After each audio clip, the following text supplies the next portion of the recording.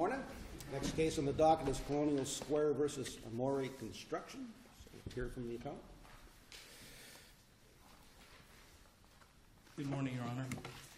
My name is Ed Vogler, if it pleases the court, and together with my partner Kimberly Ashton, we represent the appellant.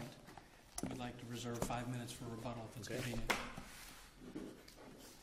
Your Honor, we appreciate the opportunity of presenting today because we believe that the facts and law support a reversal in this case. And we appreciate the opportunity to succinctly state our views and to argue our position. The primary stated issue in this case is whether a commercial lease contains language that expressly prohibits the tenant-created mechanics lien. The real question is whether this court will recognize and enforce standard and customary lien prohibition language that has been considered by other Florida courts across the state. Here, a commercial landlord entered into a lease with Circuit City. A memorandum of that lease was recorded in the public records, and that memorandum has an absolute prohibition on liens. This is not a dispute. It is also not a dispute that that memorandum with the prohibition was recorded prior to the contractors entering into a contract with Circuit City. And it is also not a dispute that the contractor had knowledge of that restriction prior to commencing the work. Now, if the lease itself is construed by this court to contain a lien prohibition language, then, as a matter of law, the contractor is not allowed to lien the interests of the landlord's fee simple title. And that is because Florida Statute 713.10 subparagraph 1 specifically provides that the interest of the landlord is not subject to liens if two things occur. There's a recorded memorandum prohibiting liens, and the lease contains expressly prohibited such liability. In our case, we have paragraph 14.02 of the lease, and it says the following: nothing shall be construed as a consent of the landlord to any lien or liability under any law relating to liens. Of course, it says more than that above that paragraph too, right? It talks about the possibility of liens and liens being discharged because this is not what I would call it an ordinary lease, because it's a lease before the building has actually even been built, apparently. It's a lease that anticipates construction of improvements, that's correct. The building was constructed. And once the improvements are actually finished, the landlord is going to pay the tenant back for some of it, apparently. There was a contribution by the landlord. And I couldn't in the contract I couldn't find the spot where it said how much that was. How much was the payback going to be? I believe it was several $100,000. It's a very big store, very expensive store. Because basically at the end of this situation, you end up with a completed store that's 1 week depreciated when it's turned back to you, I guess, right? Well, it was unfortunate that the tenant filed bankruptcy a couple of days after opening, that's correct. But, Your Honor, you do raise a good point, and I would like to answer that directly. There are provisions in every lease where the landlord can declare the tenant in default, where the landlord can accelerate rent, for example. One of those remedies in this lease is the requirement that the tenant bond off a lien. But this is a remedy. This is a normal and customary remedy.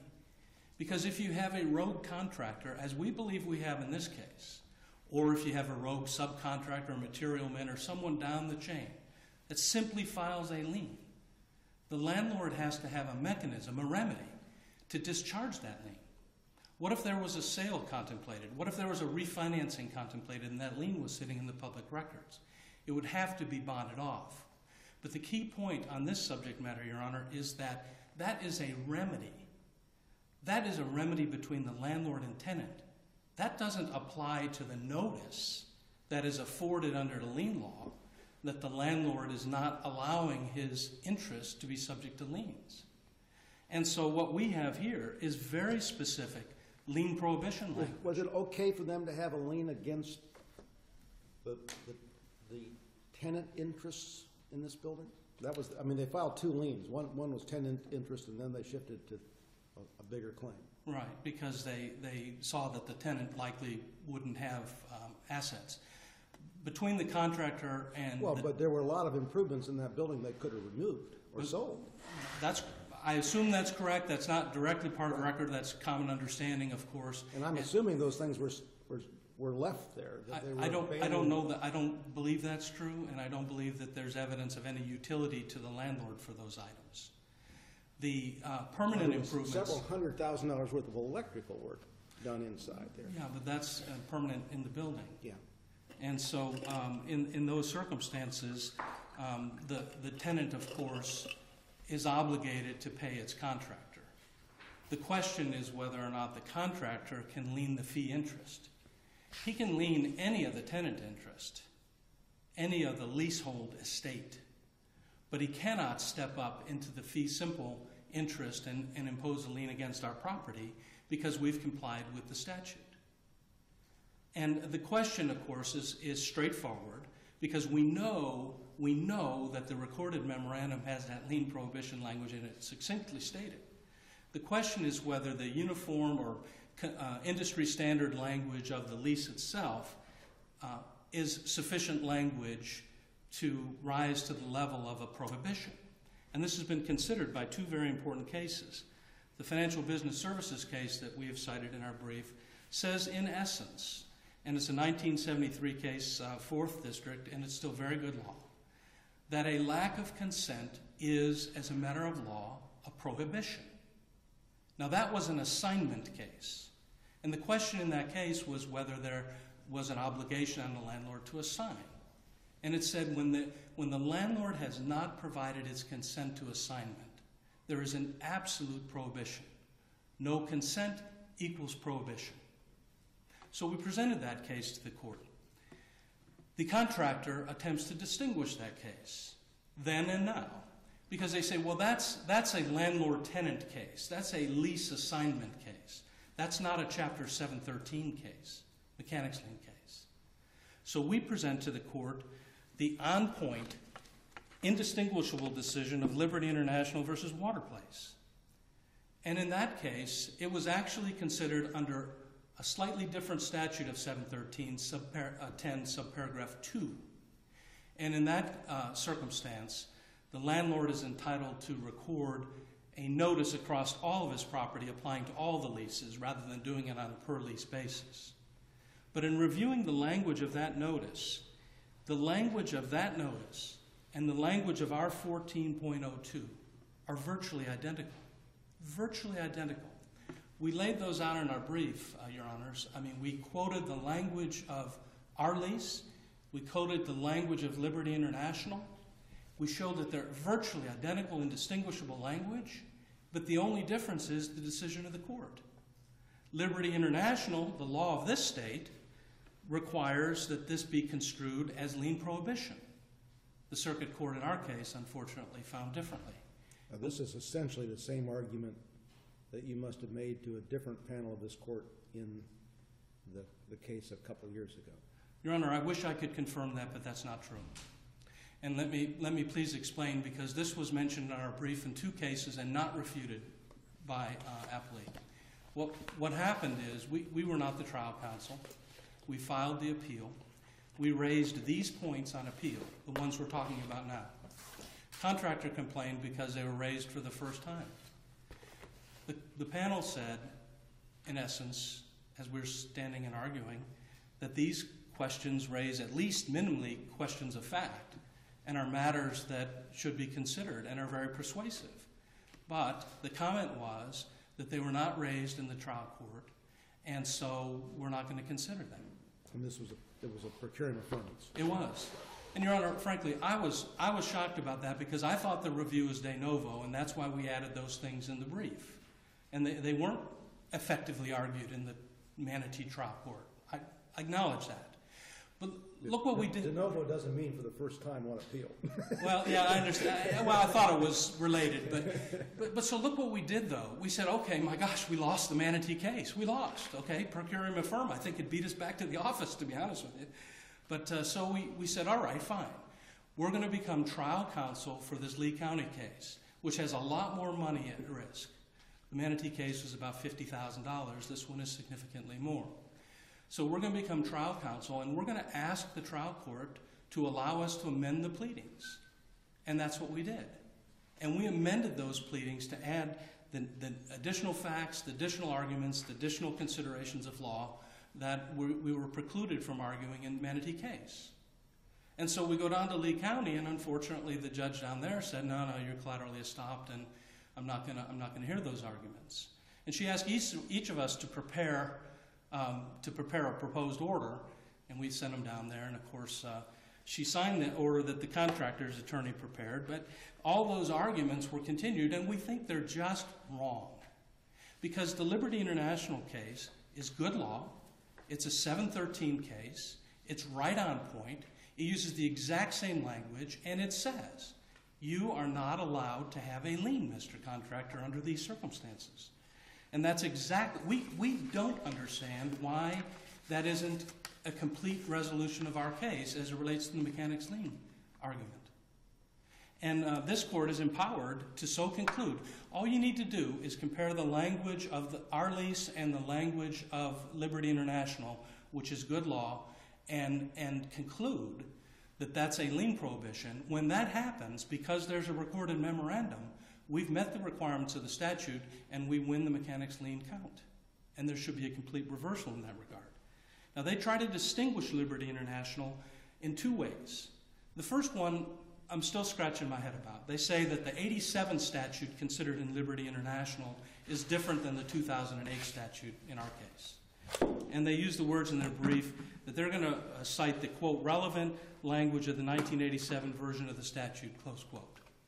And if you look at the language that they put into their brief and the 2008 statute, they are identical.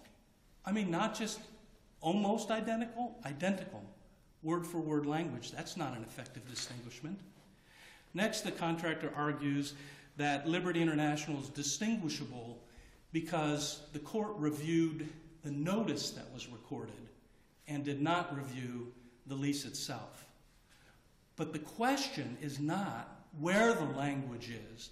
The question is whether the language is sufficient to constitute a lien prohibition as a matter of law. And Liberty International said yes. Now, the most difficult for me to argue in a professional way to you here today is the statements made by contractor with respect to Everglades Electric Supply. Now, they posit this case as the dispositive case. And they say that this case stands for the proposition that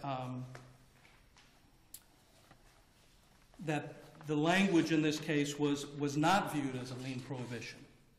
And I'm telling you, Your Honors, they read this case wrong. I don't know what else to say.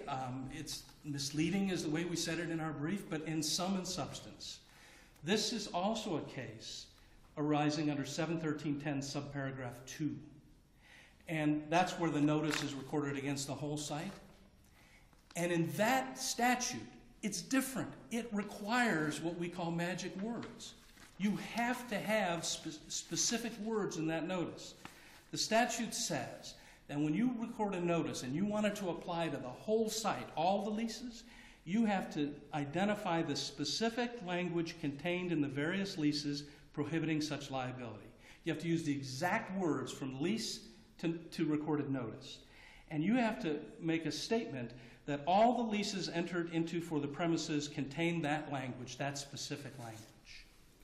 And when the court looked at the language, they said, hey, this language in the lease is not the same language in the notice, and therefore you lose under sub 2. But they didn't say this language was not adequate. That is a complete misreading of this case. And so it shouldn't engender confidence in much of the brief that's presented to you in this regard. Let me go back to your summary judgment. What is the issue of fact that remains to be resolved?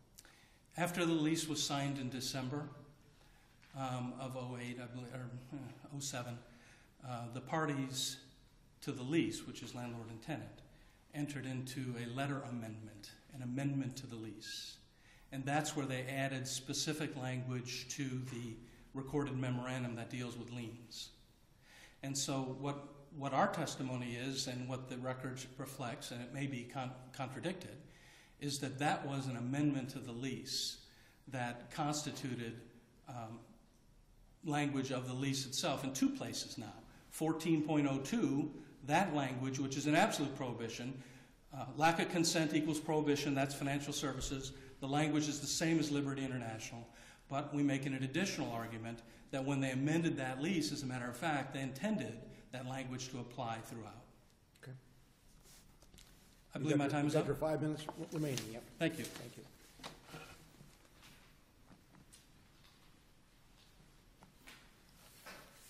Good morning. Good morning. May it please the court, my name is Angela Covington. I represent the contractor, Amor Construction Company, in this case.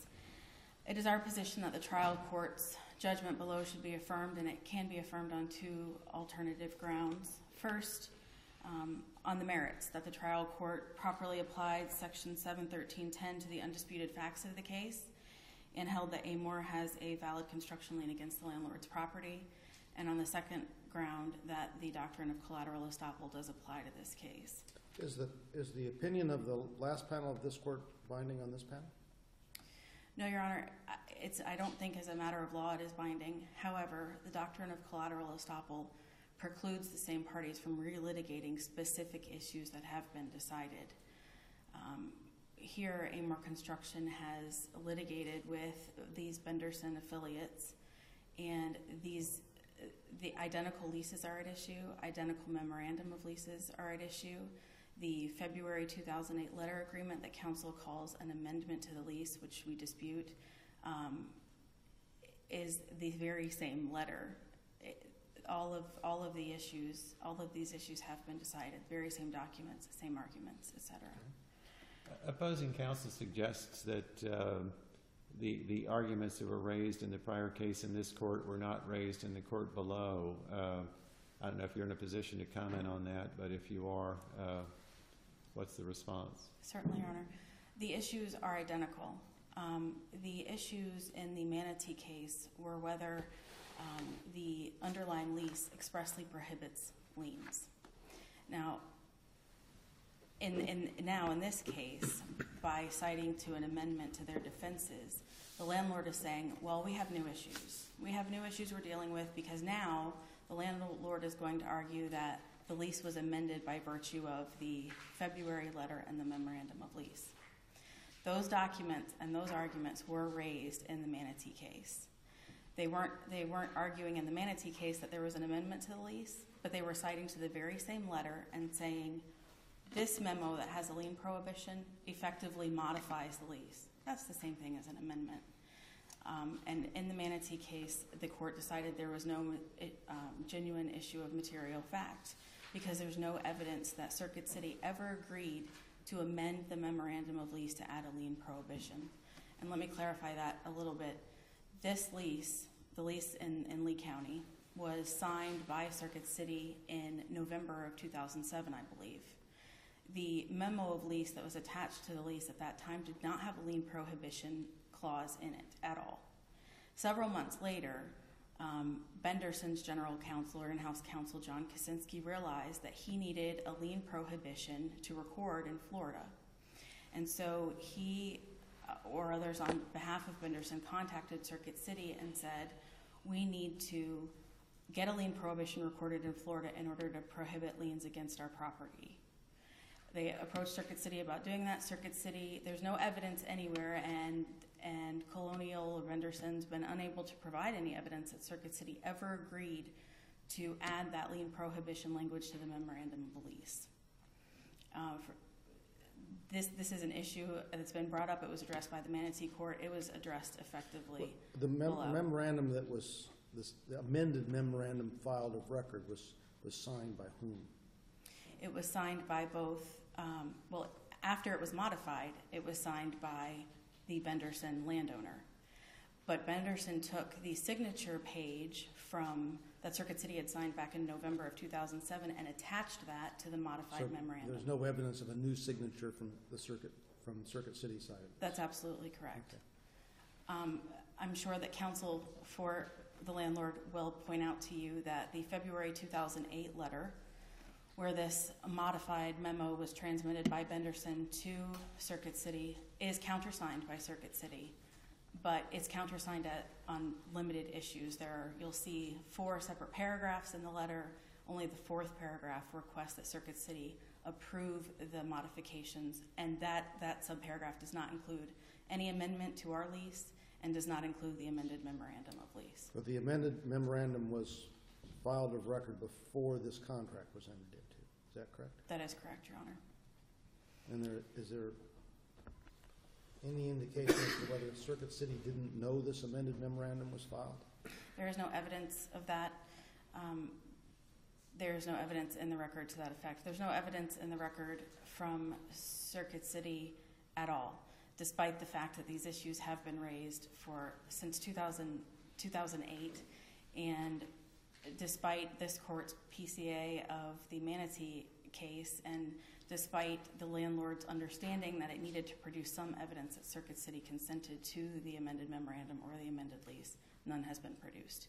No depositions were set, or interrogatories or requests for production or any other discovery sent out in order to try to establish that Circuit City ever agreed to the amended memorandum of lease or the amended lease. I'd like to address a few of the specific issues raised, and unless there are other questions, I'll rely on our briefs for the remaining issues. Counsel cites to the Everglades case and says that we have misrepresented the holding of that case to this court.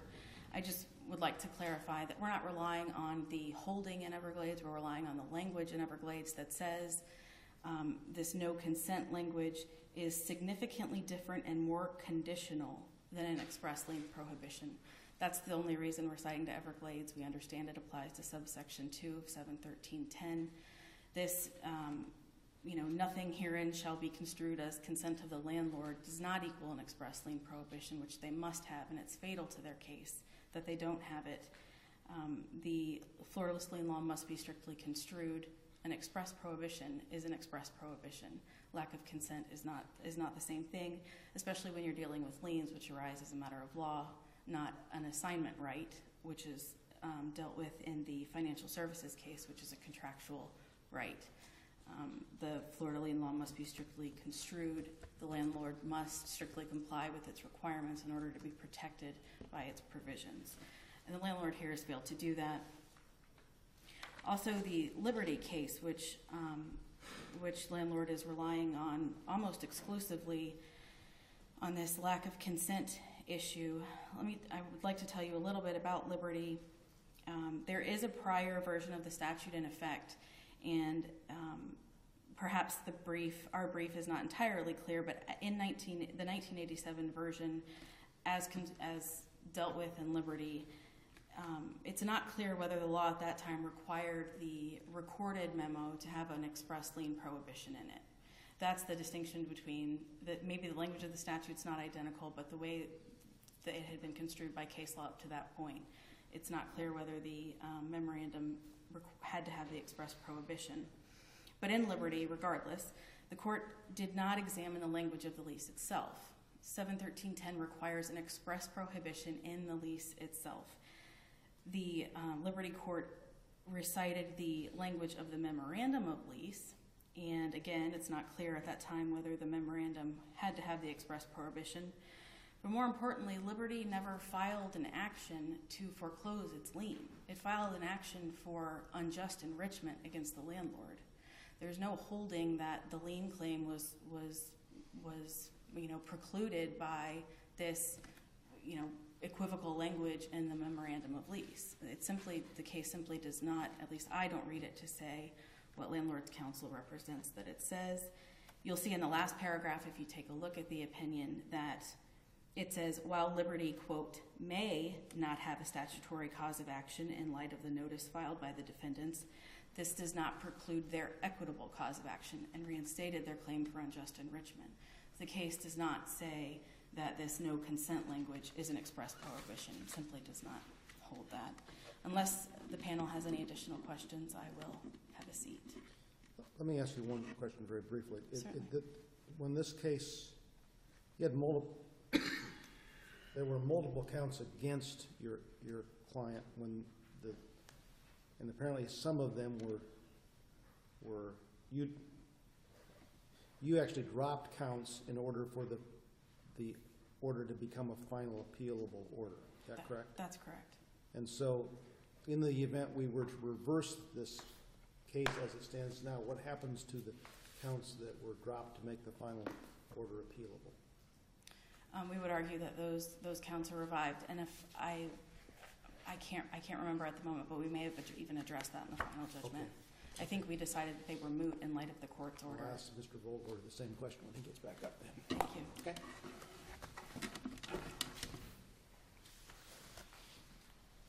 Thank you very much. Can you answer that question real quick?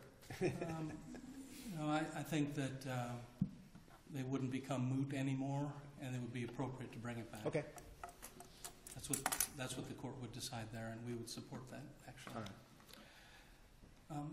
Your Honor, Judge Wallace, you asked a question below, and I thought that there was a lack of candor in the answer. You asked if my representations about the trial court were correct, and she said the issues are identical. But in her brief that she wrote to the last panel in Manatee, she said, quote, "Appellates attempt to muddy the waters by arguing on appeal for the first time that there are genuine issues of material fact." Yeah, but I guess the point is, from a collateral estoppel, you would have had the opportunity to do all of that in the first case, and you didn't. And so, I mean, the law of collateral estoppel applies even if you come up with a better argument on case 2, doesn't it? Yeah, I think it does if you hit all the criteria. I mean, you have a decision here called Holt that is pretty strong, and it's very rare to get the collateral estoppel. It's a hard document. Different parties, different facts. So I wanted to underscore the fact of the mending of the pleadings. Okay, we weren't the trial counsel. We did what was right. We amended those pleadings and raised all those issues. It's not the same case in Lee. She says it's the same case because that's her argument. It's different facts, different arguments. We should, at a minimum, have a trial. Is there a new and different cause of action in this one? No, it's the same. It's the same causes of action, but the operative facts, the ones that need to be adjudicated about that amendment and so forth, are important. Okay. She said something else that was just flat wrong. You asked her if Circuit City signed it. Of course, they signed the letter agreement. They signed it in February 14th. Signed it. The one that's in the record, that was filed of record? Yes. The amended memorandum, the evidence is they signed? Circuit City signed that letter, yes, sir. Well, she claims that it was an old signature that was attached to. The letter was signed in February. Now, is there a distinction between the letter and the amended? She's being clever because what happened is there was an exchange of emails, and they took a page, and the email allowed them to insert page 2B into the memorandum, which had the prohibition language on it. So the lawyers exchange emails, say, okay, go ahead and insert that in there. They sign an amended letter agreement on a lease, concerned 4 different leases, which is confusing enough. Okay. But they authorize through this exchange of emails. And what she doesn't tell you is counsel for Circuit City says, you're protected by the language of the lease. Don't worry about it. And so that was delivered. Now, we didn't get to try that case, but we have affidavits of our clients in the record as to what they intended, what they did, what the facts are. And it was signed. So the evidence of the exchange of the emails was not responded to. The fact that she knew that we were inserting new items that were never raised at the trial court, she objected to that. And so I think that there was a lack of candor about that answer, and it's very frustrating to us. And so you'll have to go back and read these cases. The cases don't say what she says. And I don't know what else to do other than to implore you, which I'm confident that you will do, is to read these cases. Language is an express prohibition. Liberty International is on point. It's the law. It's not distinguishable. And we hope that you'll reverse this case. Thank you. Thank you. Last case on the docket is Tennyson versus Bank of America.